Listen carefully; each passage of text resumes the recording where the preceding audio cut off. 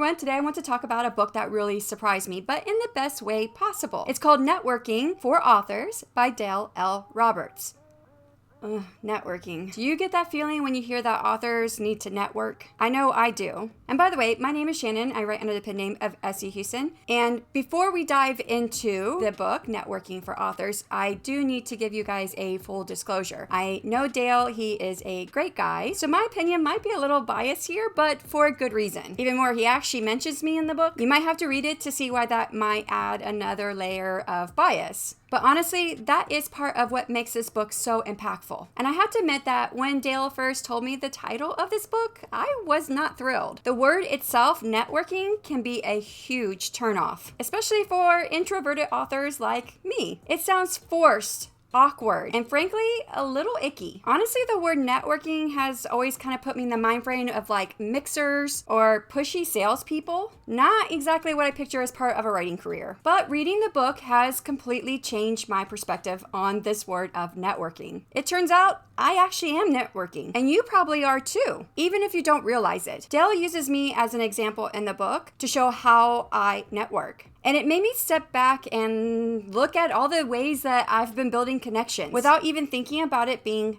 networking. What I do, and probably what many of us authors do, is just naturally connect with others, sharing ideas, supporting our peers, having meaningful conversations about our craft, supporting each other by giving shout outs when there's something new, like a new book. Dale helped me realize that this is all part of networking.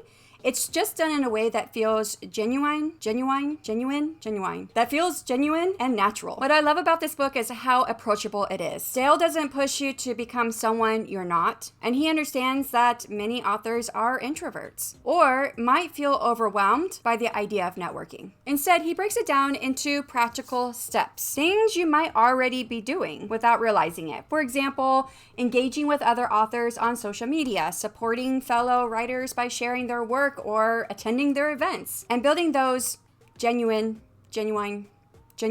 relationships through shared interests and not self-promotion. And the best part of all of this is that it is mutual support, not transactional favors. Dale's stories really show how authentic connections can have a ripple effect, not just for your career, but for your sense of community as a writer. One of the most valuable takeaways for me was realizing how many of the things I was already enjoying and doing are actually forms of networking. This book really takes the ick factor out of the word, and it shows how building relationships can be natural and even fun. So if you're someone who's ever felt intimidated by the idea of networking, or even dismissed it as something you don't need, this book might change your mind. It certainly made me reflect on what I do and how I connect to others. And now I feel more inspired to lean into it more intentionally. So if you're curious what networking can look like when it's done authentically, give Networking for Authors a try. I highly recommend the book, and it might just change your perspective like it did mine. Let me know in the comments if you've actually read this book or what your thoughts about networking have been in the past. Thank you so much for watching, and happy writing.